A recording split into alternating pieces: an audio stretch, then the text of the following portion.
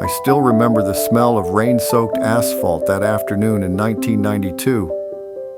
The sky hung low and gray, matching my mood as I walked home from school. I was always alone back then.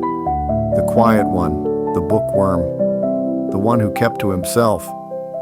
The names they called me meant nothing until that day when words weren't enough for them anymore.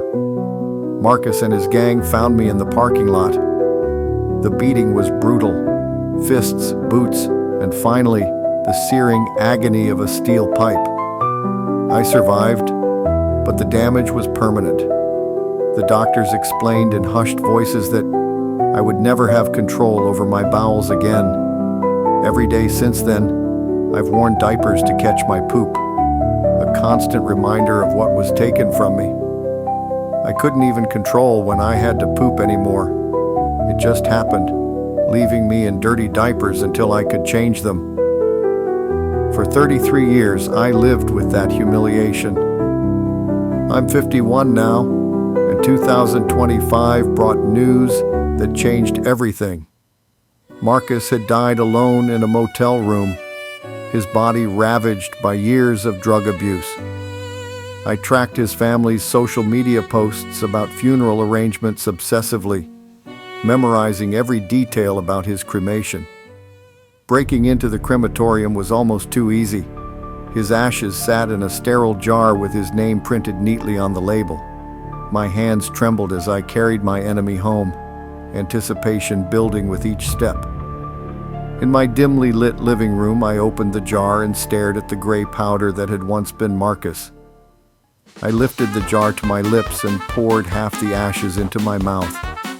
They were gritty and bitter, coating my tongue with the taste of death. I swallowed slowly, deliberately, knowing that soon I would poop out my tormentor.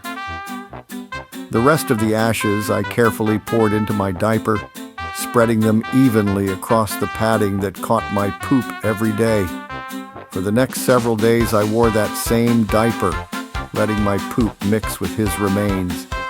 Each time my broken body needed to poop, I smiled knowing that Marcus was being degraded further.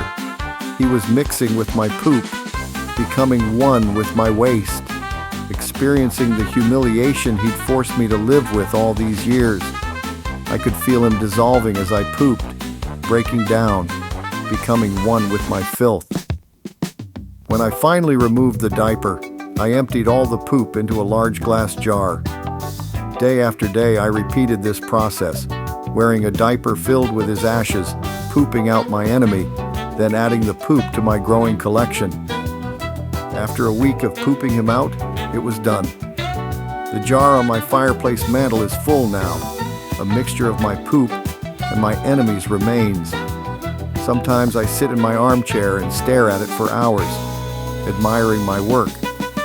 Sometimes, late at night, I swear I can hear him screaming from inside that jar of poop, trapped forever in my waste.